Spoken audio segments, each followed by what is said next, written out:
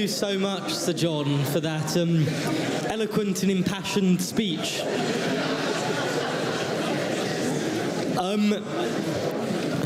As we have 8 speakers this evening as opposed to our usual 6, we're going to postpone our usual round of floor speeches and instead move to our second proposition speaker of the evening, Jan Zielonka.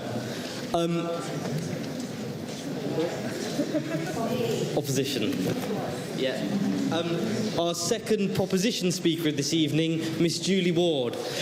Julie served as a Labour MEP for North West England from 2014 to 2020. She was a member of the EU Parliament's Committee on the Economy and Women's Rights. Julie, you have the ears of the House.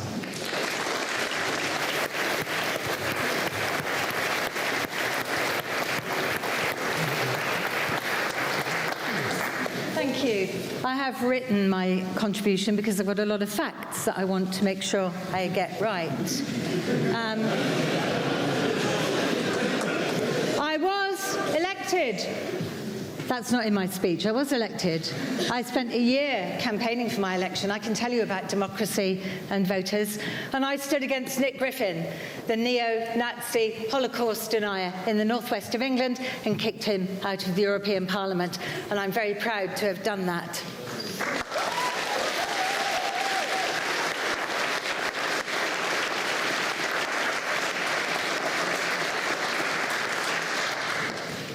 So, Europe is at a crossroads. Its citizens, including us here in the UK, are facing multiple challenges.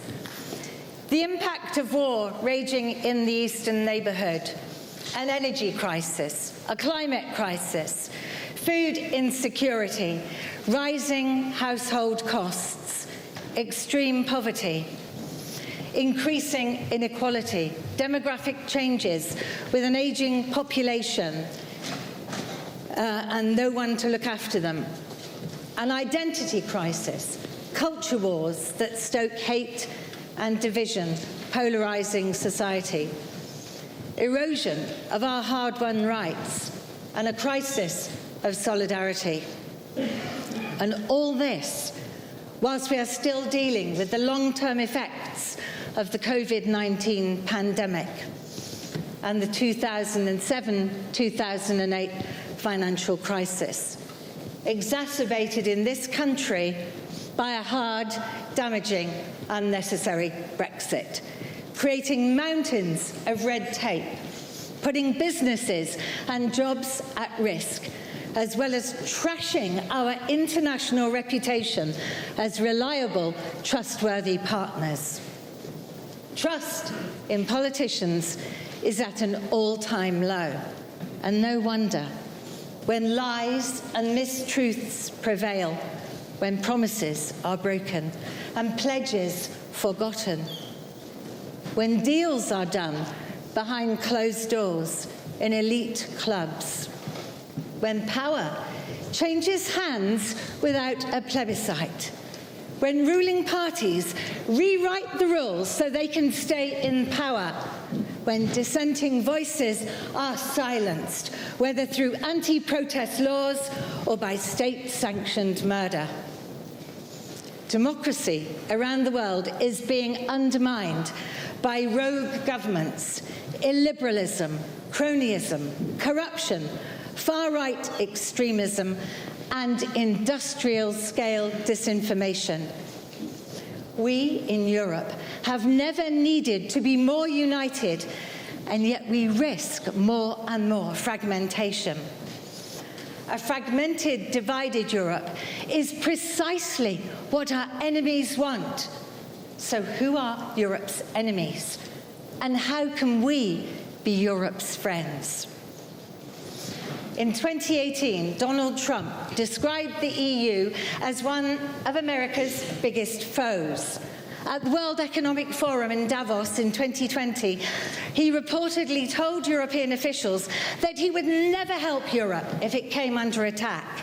In recent weeks, he said he would encourage Russia to do whatever the hell they wanted to NATO member states. Trump's possible re-election as US president in November points to a very bleak and challenging future for all Europeans. Meanwhile, Putin has been rubbing his hands, sufficiently emboldened by a divided, weakened Europe to launch a full-scale invasion of Ukraine. A US Army study commissioned by Trump's Secretary of the Army, Mark Esper, in 2018 warned of the possible effects of a global information war launched by Putin in 2014.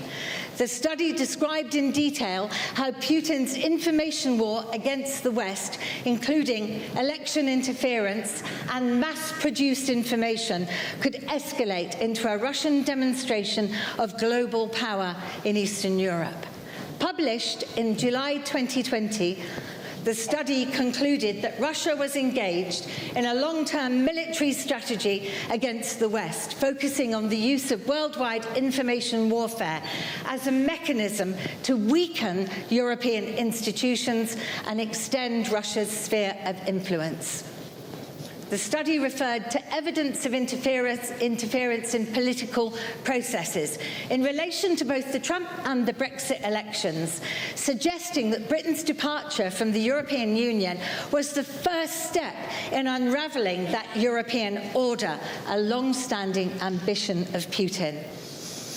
That study vindicates Carol Cadwallader's claim, she's the journalist, that the invasion of Ukraine is an escalation of the first great information war launched by Putin in 2014. Brexit was his first huge success and Trump's election his second. In 2014, in my capacity as a member of the European Parliament's Culture and Education Committee, you didn't mention that one. I was on many committees. I was one of the hardest working MEPs when I was an MEP.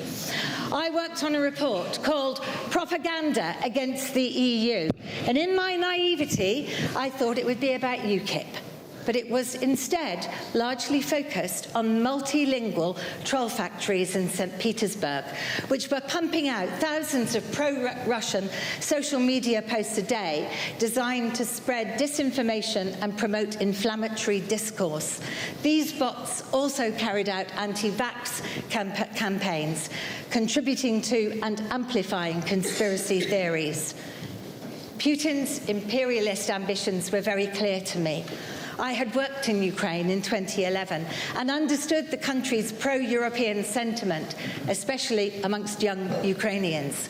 The Maidan, or the Revolution of Dignity, whereby more than 100 people from all walks of life were massacred in Kiev's Independence Square in 2014 for protesting the Putin puppet president's failure to sign the Ukraine-EU Association and Free Trade Cooperation Agreement. And that demonstrates the desire for more Europe, not less. A Europe of freedom and democracy, common heritage, shared goals and cooperation to tackle some of the biggest challenges facing humanity. The departure of the UK from the bloc created shockwaves around the world.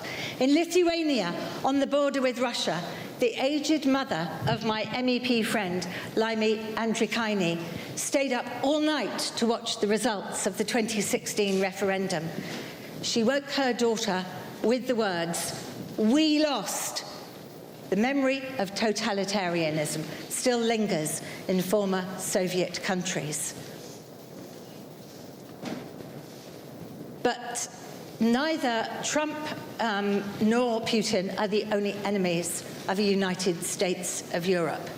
The nationalist mantras of Britain first and Make America Great Again are sadly replicated by right-wing extremists around the world, woven into anti-immigration and often Islamophobic narrative. And on that point, is there not such right narratives in European countries themselves? Consider Poland and Hungary, for example. Well, I have to conclude, but Poland luckily just voted a different government, which hopefully will address those issues. Orban wants his cake and wants to have his cake and eat it, frankly. You can watch some of my direct speeches to Orban, because all my speeches that I made in the European Parliament are still online. Now, apparently, I have to finish. I would urge you to look at the manifestos and the rhetoric of far-right, of infamous far-right campaigners and perpetrators. I worked with Sir Julian King, the UK Commissioner, on a piece of legislation about how to tackle violent extremism online. And he warned of the growing menace of violent right-wing extremism as a possible backlash against the attacks of jihadists. And he, together with me and Dan Dalton, who was a Tory MEP, worked together on an EU initiative to tackle violent extremism online. And that proves that many British MEPs were hugely valued by their peers, and the loss of the expertise and the work ethic is keenly felt both here and in Europe, and we're all poorer for that. And United States of Europe does not mean surrendering power, but pooling sovereignty, and I know that some of my other speakers on my side are going to talk about that.